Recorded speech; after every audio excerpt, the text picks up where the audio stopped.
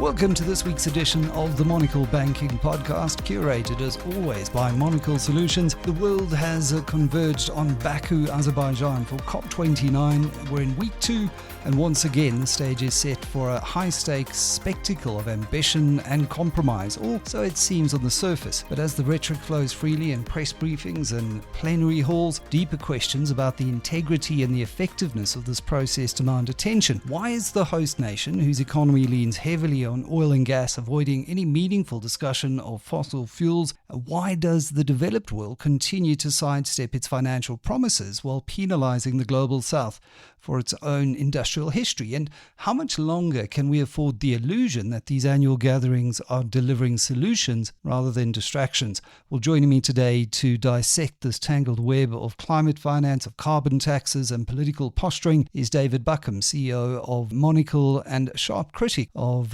COP's contradictions. We'll be unpacking the unspoken truths, the inconvenient hypocrisies, and what all of this means for South Africa and the broader global south. So stay tuned.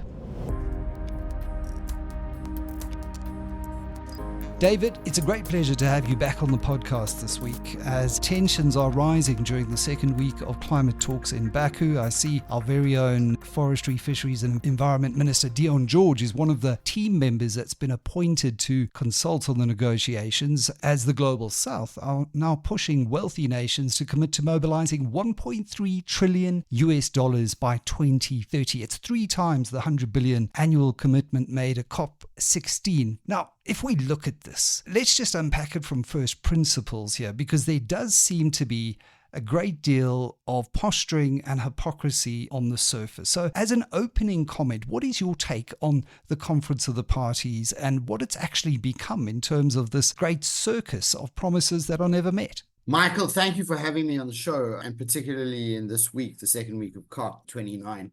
I would say I've reached that point where I've become angry at a core human level with the level of mass cognitive dissonance as it pertains to this apparent existential crisis. So there's this existential crisis that virtually every politician, from any kind of petro-state totalitarian regime, even the president of Azerbaijan and the president-designate of COP29 in his opening address used the words, "We are on the road to ruin." And so does every scientist use the same kind of language. And so does every prime minister like Boris Johnson in England, And so we all agree that there's this impending doom that's becoming an accelerating doom. But on the other hand, we seem to really be arguing about money, and specifically about money that will be taxed or money that will be imposed upon us as the global south at the border on the carbon border adjustment mechanism, which, by the way, was a unilateral European decision. There was no consultation or even the hint of a consultation. And we're supposed to decarbonize in the global south, where we've produced over the last 200 years a very small proportion, a tiny percentage of the world's carbon. And it's just so obviously hypocritical that even, Michael, I think world leaders are not even bothering to take it seriously. So you have world leaders gathering on Monday and Tuesday in Rio instead of going to COP29. Ursula von der Leyen, the EU president, you've got major world leaders of the G20, which comprise 85% of world GDP. They're in Rio, they're not in Azerbaijan. So what is so existential about this climate crisis as to have world leadership being in a different location to where the negotiations are taking place? It makes me incredibly angry, because it has a real dire effect on what is obviously a warming planet and our ability to solve the problem. Let me give you one example of something that is bad. So right now at the conference, they're talking about, and with Deon George as one of the lead negotiators, they're talking about the new collective quantified goal. Which is the NCQG, which is the desire for the Global South to get $1.3 trillion by 2030 committed to decarbonization, which is substantially more than what was agreed in 2020 or pledged at COP16 of $100 billion. So first of all, the problem I have with it is that those pledges are concessionary loans in the end. Yeah. They usually take many years to come about. You've got Sir Keir Starmer saying that they're definitely not going to add any more to their funding. He feels that the private sector should step in. So you've got at least one major Western government that said no. The reality of getting this money is near zero. No, I would say not near zero. It is zero, given that Cyril Ramaphosa begged for $8.5 billion and 2.5 years have gone by and, not much has happened. But for me, what is quite amazing is I did a little bit of research because this new collective quantified goal sounded not dissimilar in tone to the loss and damage fund, the fund for responding to loss and damage that the developing world has suffered as a result of the developed world's industrialization over the last 2 centuries. Yeah. So this was agreed at COP27, which was held in Sharm el-Sheikh. And that was the main content of that COP. And I remember thinking at the time, this is all about money. I'm not seeing climate change solutions here. I'm seeing arguments over money. Did you know, Michael, I did not know this, that the person to lead this loss and damage fund was appointed on the 1st of November of 2024. So just a couple of weeks ago. But let's just unpack the fact that it is all about money, because I do think it is all about money. At the end of the day, you've got the global south still developing heavily using and utilizing fossil fuels, largely coal, and then oil and gas that they might have in abundance to industrialize because it is the lowest cost, most easily accessible solution now. Yes, I know renewables are coming down in cost, but then you've got to tie in batteries to that and storage, and that raises the overall cost. So the global south is saying, if you want us to leapfrog this stage in our development, then you've got to help pay for it as the global north. And that is a big solution to climate change. So it really does all boil down to money, doesn't it? Yes, I believe quite strongly that the argument over money, which suddenly appears at COP27, which is the Loss and Damage Fund, and this new collective quantified goal, which is the $1.3 trillion,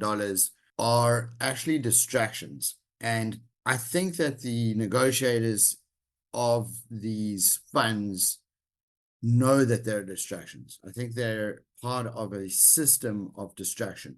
The main problem is that the largest emitter on Earth, as we stand here right now, per year is China, and the largest cumulative historical emitter is the US by a massive proportion. But the two of those countries make up more than 50% of emissions, both annually and cumulatively over the last 200 years. I believe that China understood at its most senior level, at Xi Jinping's level, that they were bankrupt in 2018. And you saw a pivot away from growth at all costs to the insertion of you can't borrow anymore at your local provincial levels in their 5-year plan and in statements made by Xi Jinping. So you then saw the property crisis unfold. Chinese GDP has gone down. Statistics and data are not available anymore. There was the crackdown and the lockdown and the shutdown of industry and supply chain shocks. And now the average Chinese person doesn't trust their government and is not willing to spend money.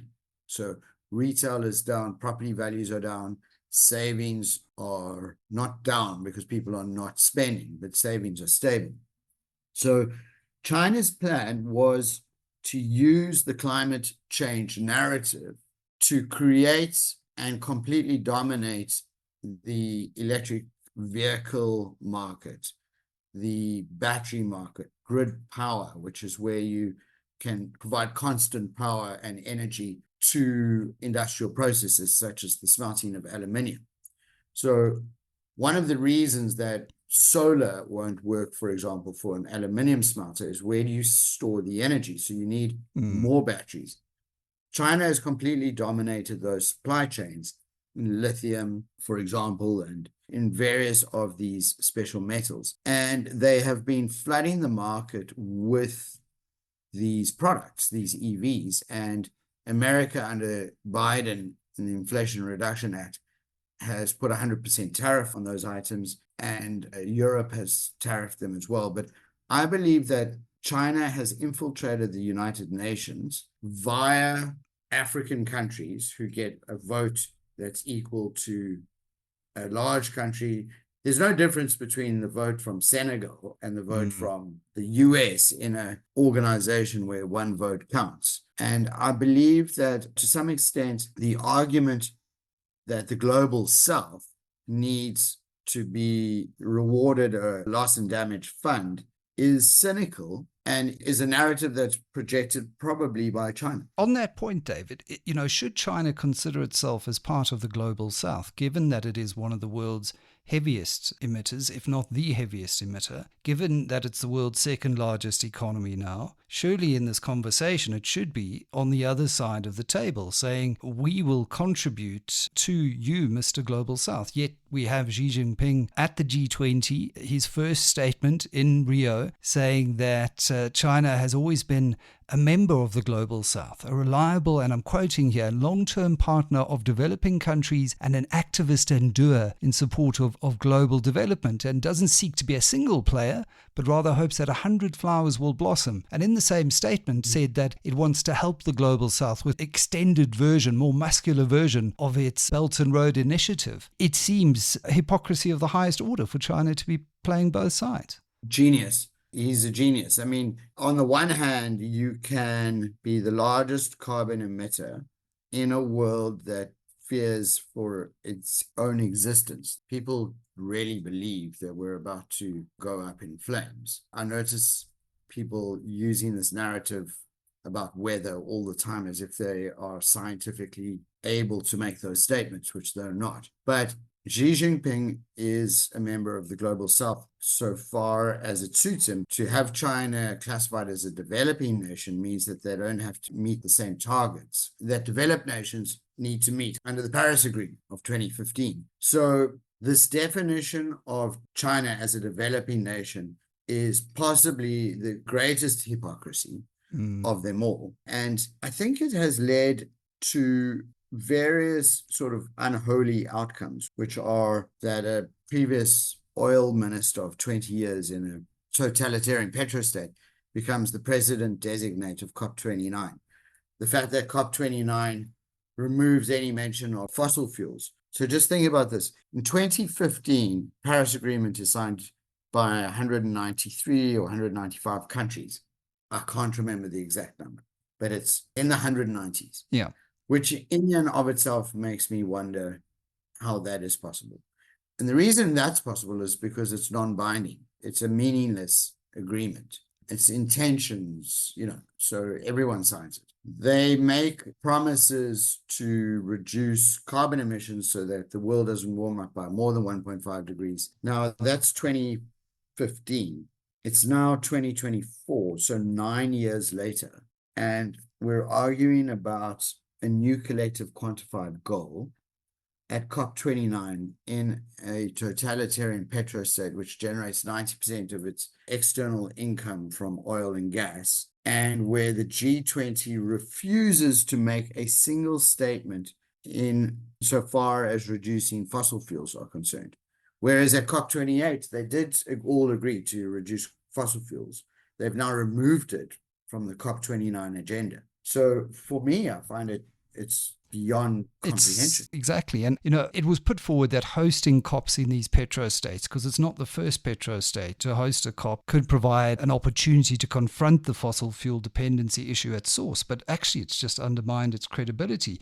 In The Economist today, it says that Old King Coal refuses to die. It still provides around 1/3 of the world's electricity, much of that in developing countries, which argue it's necessary for economic growth. But here you have, and you're in Europe at the moment while you're in Britain, and so since Brexit, I don't know if it still considers itself European, but we're not part of Europe. but you're in the Northern Hemisphere, shall we say. Is Britain putting up a CBAM, or is it just an EU initiative? So for EU only. EU only. And if you look at it, this CBAM, it's penalizing the global south for emissions of the global north, effectively. How is this fair in a world that should have rules-based systems via the WTO, for example? Yeah, I mean, if I could explain to listeners what CBAM is. So it's the Carbon Border Adjustment Mechanism. And it's a fancy way of saying that if we're importing into Europe certain things, aluminium is a good example, certain items that we know, trade items that we know are very heavy on energy use in order to create aluminium. So you have to smelt it, etc. So if your source of energy is coal, then you have been bad. You've used coal to create aluminium, which we're now buying in Europe. So we Europeans, we don't like to buy dirty products. So we're going to charge you, the company that created the aluminium using a coal-fired power station, a tariff. So you are going to sell aluminium to us, but you're going to have to pay a tariff to us to make it right with us that you used coal. So in South Africa, there's a company called South 32 in Richards Bay that smelts aluminium and exports it to Europe. And they will face an existential threat next year when CBAM comes into effect. And it's not like we have a fantastic economy full of great exports. And it's not like South 32 can do much about it because they get their power from Eskom. Yeah, I believe, and I've heard, I'm not sure how far down the road South 32 is, but they are trying to negotiate with Eskom to procure electricity via Coburg. I don't know how you do that, because once the electrons are on the grid, on the wires, they commingle, and unless they're ring-fenced, do you know if it's come from a coal-fired power plant or nuclear or some renewable plant elsewhere? And that's where this again becomes quite complicated. I did read that, and I felt very sorry for South 32 CEO, who was trying to find a creative solution to this intractable problem. Yeah. Then let's come back to South Africa and our response to all of this. Because last week I had Andrew Gilder on, who is a very well-known advisor to the South African government in developing our carbon tax regime. And here we are, we emit less than 1% of global emissions. Per capita, we're amongst the top 10 highest emitters because we're so reliant on coal and because of Sasol. But at a total level, if we're talking of gigatons of carbon emitted, less than 1%. Yet we're pursuing a tax that will effectively undermine our industrial competitiveness. When you don't have this kind of carbon tax in the US or China, what do you make of it all? I'm amazed by it, to be quite honest. I did listen to Andrew on the interview you had last week, and I definitely think he has a deep understanding for how the legal frameworks work. And he was saying things that made it clear that there are a number of people who wish to emulate European-style regulations in South Africa. For example, carbon taxes or internal sophistication. So I see this a lot to Michael in the banking industry. We emulate the Basel III regime and the Basel IV regime that's coming in.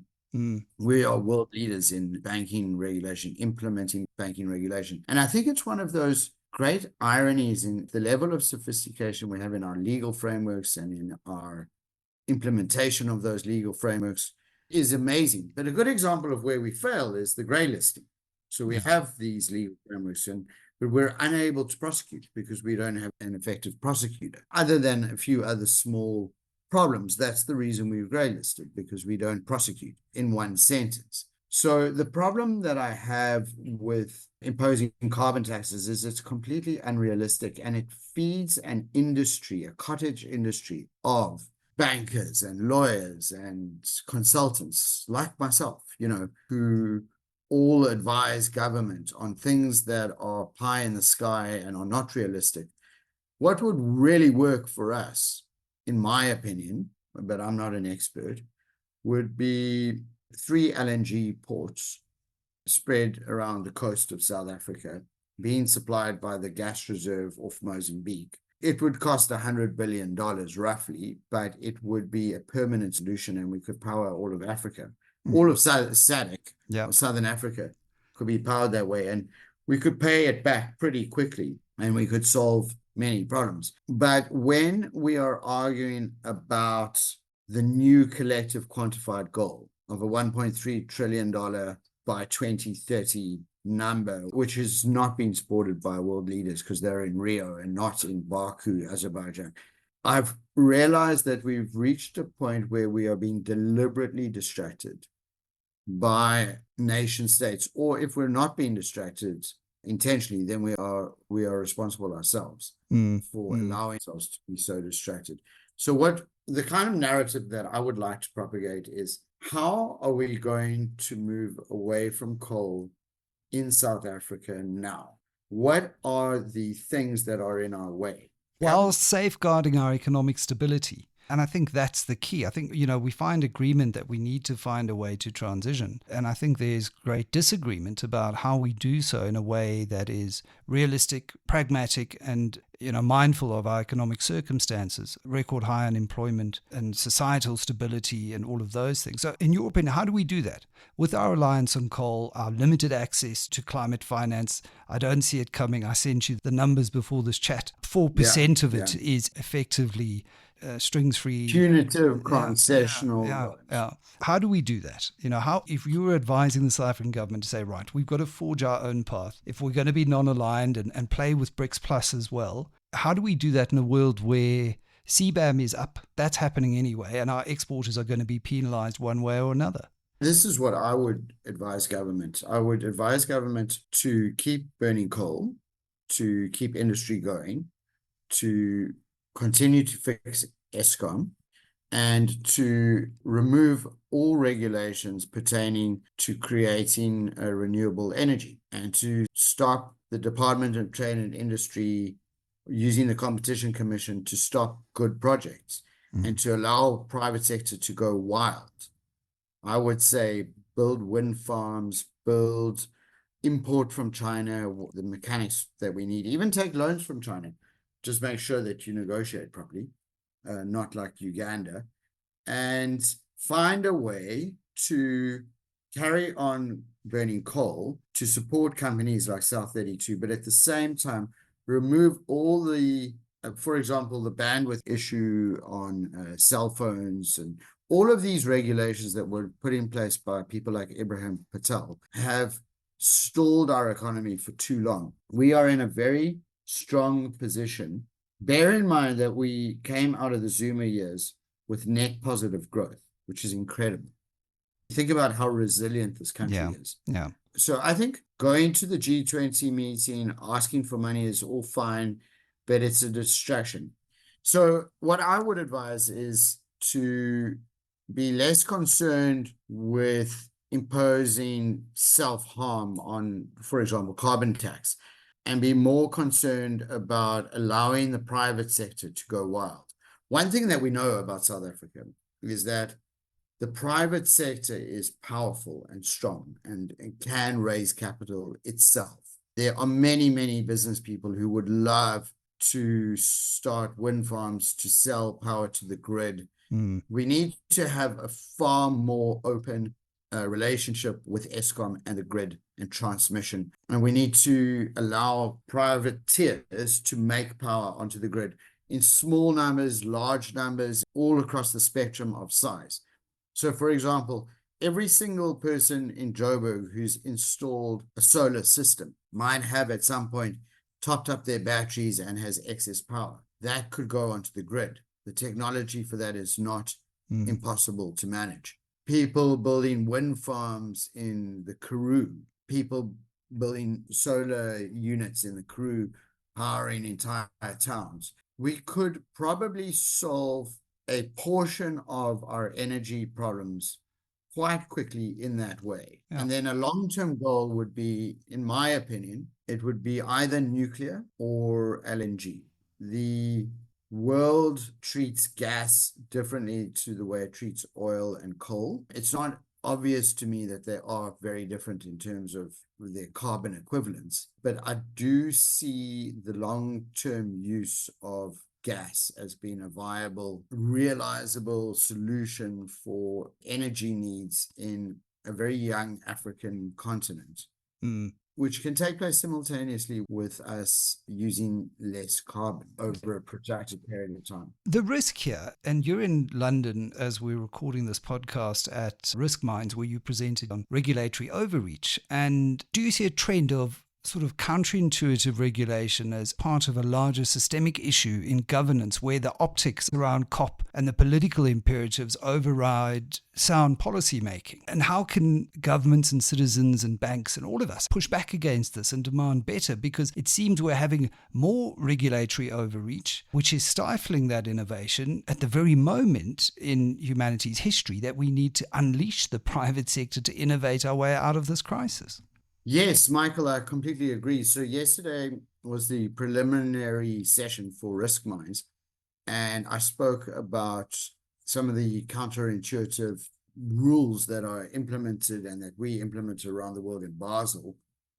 And I gave an example. It's in 1988 when Basel I was first implemented with an 8% capital charge on risk-weighted assets. The rule was that the risk weight, a loan from a bank to a bank, where the lending bank was a member of the OECD countries, was 0% risk weight, and a loan by a non-OECD country was 20% risk weighted. So just think about that. If you're an OECD bank, then you have a 0 risk weight and you don't have the capital drag. And this was implemented around the world by many, many countries.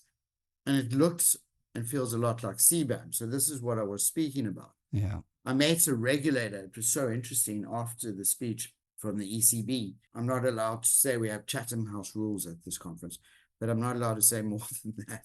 But he did not disagree with me. So there's another speech I went to where they were talking about what kind of methodologies you should use to check the validity of a Gen AI model in banking. So we're talking about some very deeply sophisticated model methodology rules that are going to be implemented in Europe next year, where at the same time, the US regulator wishes to raise the capital charge on US banks, like disproportionately for large banks. And that was Michael Barr a couple of months ago, and Jamie Dimon shut him down. So we're about to implement Basel IV now, which is going to raise the capital charge. And it's not clear to me that raising the capital charge makes banking less risky. In fact, I would argue that raising the capital charge across the board makes banking more risky because it means that you are statistically more likely to reach the limit threshold at which you're deemed not viable by your own regulator. So ironically, by raising the capital charge, they're making banking more risky. And it's not like there haven't been bank failures recently. You know, there've been a number of bank failures. So I'm at the conference. I speak to a person after I've said these things who says they're from the ECB, but that's not a political organization. I said to him, can we not speak to people? Can we not make these changes? So I think it is a political problem to solve a technocratic problem. We live in a world of technocrats. Do you see this then as part of the shift to one of the underlying factors or drivers in the shift to the right that we're seeing, or supposed right? I just think, you know, those on the center now are deemed right because the left moves so far left. But do you see this as the pushback against the establishment, against the technocrats, in what we've seen in not only the US election, but in Holland, in Italy, in parts with the rise of the Nigel Farages in Britain and elsewhere across Europe? I definitely 100% think that the US election in particular, it had three main concerns. Immigration, which had risen dramatically during Biden's 4 years. I mean, in October 2023, I think there were 250,000 illegal immigrants just in the 1 month. So that was the one issue. The second issue was kind of a response from the general citizen against wokeism, which is, it's really driven from academia, from 1970s, 1980s academia, and it's become extremely intolerant. And I think people have had enough of it in America. And that's why he swung so many millions of votes. And the third issue is the average American doesn't want to be a policeman of the world. They're not interested in global place in the world. And I think you've seen very similar sentiment in Italy, Netherlands, and unfortunately, there are right-wing elements that catch onto this train, and that you see a rise in anti-Semitism, and you see a rise in violence. And I mean, there's been some very disturbing images coming out of Amsterdam. I'm sure you saw that. Yeah, with the football. Yeah. You actually touched on quite a few of these themes, I recall, in the Age of Menace as well, kind of presaging this. And Fukuyama wrote about it in Identity, where I think the left's tendency to frame everything around identity politics and gender, and there's been a huge pushback against that. But to your point, it has been, in some instances, hijacked by a quite violent, muscular fascist right. But the undertone for me is still, even with those in the moderate center, a sense that the regulatory pendulum is swinging too far. And we're just trying 100%. to over-regulate our way out of this crisis as we grapple with it. Just lastly, David, what is your sense on where these COPs go from here? Because it does look like they're losing credibility with almost every single edition. Yes, I mean, I think the next G20 summit will be held in South Africa, 2025, if I'm not mistaken. And I think COP will become less relevant. I'm not a climate change denialist, but the way that these COPs have been run is somewhat beneath contempt. And I think we're wasting a lot of airline seats and jet fuel on getting to them in totalitarian petrostates. And there is, Michael, a price to pay for that decision. Yeah. And it needs to look inwardly at itself. And is it appropriate to hold this conference in such a location? And the answer is no. And there's a price to pay. You lose relevance and you lose leadership. And that's why G20 has got world leaders that are in Rio. I mean, I know several scientists who don't bother going to conference of parties anymore. They hate going because they see it as a waste of time. Let me not leave on such a negative note, and I'm often criticized for doing this. I am not a person who loves Trump, but I do think we might see a bit of a sea change in policy. Something good may come of this change of attitude. I definitely think Europe is aware of its own hypocrisy in many aspects. And I do think South Africa can negotiate a better deal. And I do think that hopefully someone will listen who will tell the Minister of Trade and Industry to please let go the reins and let the private sector go. Yeah, and I think as the curtain falls on COP29, from the skewed balance of loans versus grants to the biases in global financial structures, it's clear that our climate future cannot rely on the good intentions of the global north alone. And we really have to take our own decisions for our interests, but in the broader interest of the global commons as well, in a way that doesn't pander to external interests. David, as always, fantastic chatting to you today, and really insightful as we pursue this demand for better leadership in the world. And I think that's the bottom line here. Is for too long, leaders have thought that they could just pull the wool over people's eyes. And I think that all changed in the information age that we're living in today. And we're seeing it unfold at a political level as well. So thanks so much for your time. Thank you, Michael. I always enjoy these discussions. I love. Well, that wraps up this week's episode of the Monocle Banking Podcast. To the listeners, thanks for joining us on what has been quite incredible journey of unpacking the contradictions and the complexities of climate finance and the global regulatory regime. Until next time, I'm Michael Avery, and this is the Monocle Banking Podcast.